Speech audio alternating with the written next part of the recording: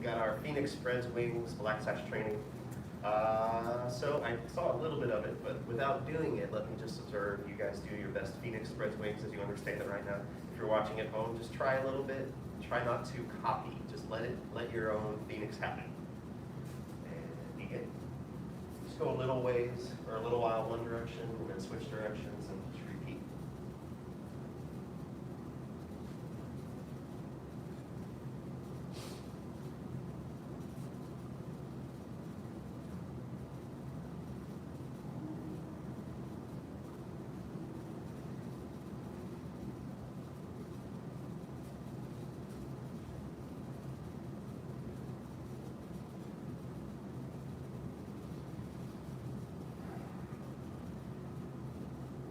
Okay, team. Very good. So, I'll demonstrate first, and then if you have any questions after that, we'll deal with your questions in here. We'll happily answer your questions in here, and then we'll see what CHU would have to say. So, okay, I'm just gonna pick a distance. They are a little different in each. Well, sorry, I'm thinking right a lot worse. I'm not used to day class. The distance. It can be like kind of small. You see CKHU get a little wider. I always say somewhere between the small and the middle distance from right to wild horse is why my mind went there. So I'm going to go about this big for now. And I'll just stop talking and do it. And then I'm actually going to turn and let people see from the side because it is different. But I'll show you from the front first.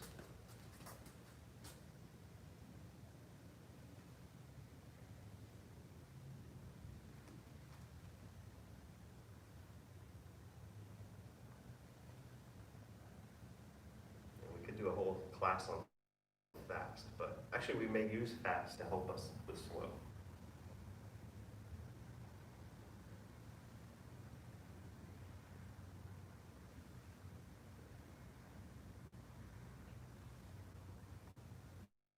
Okay, that was both directions, and then from the side, in case it helps. I know it helps me to observe students from the side, so maybe it helps students to observe me from the side.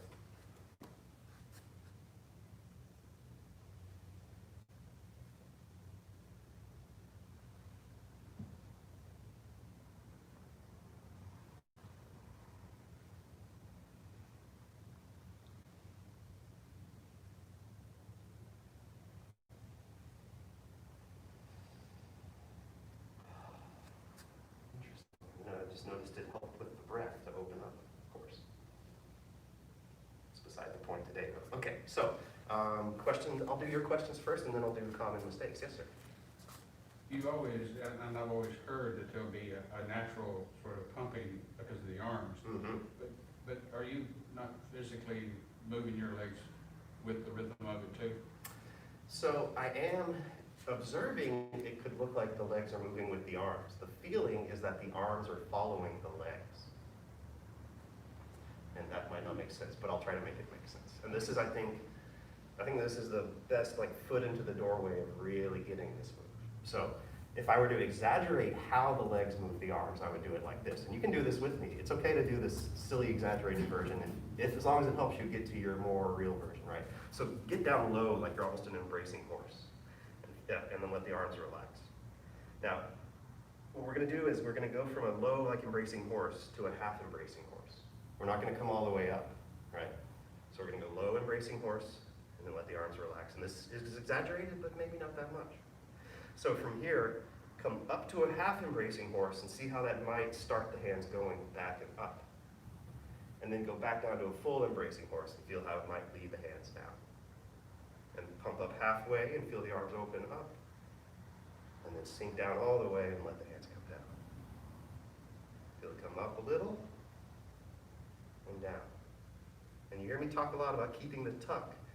A common mistake or common misinterpretation of this motion is to untuck and retuck and untuck. You see it? Yeah. Yeah. So keep the tuck.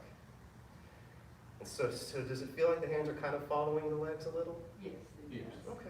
And then let's see if we can feel it the other direction. So it's the same dynamic. Go down low, lower than you think you might need to, for now at least. And come up halfway, feel the arms fall. And come down all the way and feel the arms. And it's like just before, it's like legs, arms, up. Legs, arms, right. Up. halfway and never really comes up. And you might right now feel like, oh, this is doing more in my thighs than Phoenix spreads wings usually does. Maybe? That's a good thing. So does that answer your question, sir? It does. It does. Awesome.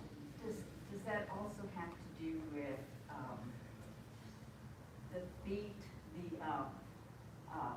spreading the weight from the back to the front to the back? Very interesting question.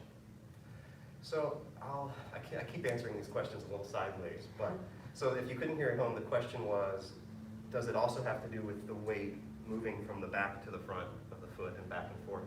And I would say it does have to do with it, but in that case, the weight in the feet is also an effect more than a cause. See how I turn the arms into an effect of the legs? I'm going to also turn the weight shifting as an effect of what's going on. So in other words, when I'm low, I kind of naturally go to the heels, right? Mm-hmm. Yeah. And then as I come up a little bit, my weight's just going forward enough that I feel it in the balls of my feet, and then I feel it go back, right? Yeah. So I'm not doing anything in the feet on purpose to make it happen. It's just, Yeah. okay. Does that make sense? Yes, We'll yes. see. That's great. Glad It to powers. hear it. Glad to hear it. It powers, yes. Excellent. Um, So, do you want to try that a little bit? Yes. Yeah, try it out on your own. I'll let you go at your own speed. I won't even demonstrate it because hopefully everyone knows how to do this who's watching. So just play with it. And when we feel these connections in the body, usually it's from just playing with it for a while. Like hearing an idea, trying to make that idea happen, noticing what you feel, noticing the sensations. Yeah, good, Mr. Payne. I see it connecting a little bit differently, right? It is. Yeah. Good, Mr. Payne. Yes. It seems like when I've done this before at home, when I do it faster, it kind of seems easier. Yes. Well, that's funny. You actually tied into the next thing I was going to talk about after you were practicing. So I'm going to wait just a second, but you were right. You were correct, and we'll use that to help us feel it in a second. Okay, very good. Nice. So, and then what else Mrs. Payne said was that going fast can make it seem easier, right? And that is true. And we can use the fast motion of the arms to go backwards. You know, you asked about the arms controlling the legs.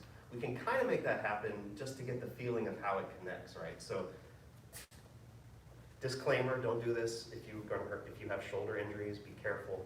If you know what you're doing, then you can try to let the arms go a little bit. So it might look silly, but I'm going to go kind of 3/4 so people can see it. But let's just try it together. So what we're going to do is just start the arms going fast, and the hips will kind of respond in kind, as long as you're not holding them tense. In reverse directions. And if you get them going fast enough, you kind of can't help, as long as they're relaxed, you can't help but move the hips, right? Right. So that's a way, yeah, exactly. Yeah, there you go.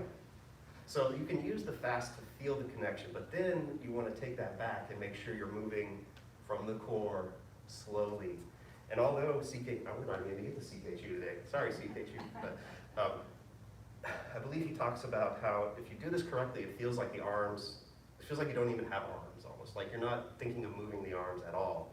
They're always just responding to the weight of the body. And if you think of how that happens slowly, that's actually pretty interesting. Like I've just relaxed and extended through the arms, and they're not flying loose, right? They're controlled, but they're moving with the body. If you've ever heard of the arms moving with the body. Yeah, very good. Okay, I think that's probably enough Phoenix. You guys have done a lot now. Any other questions on it?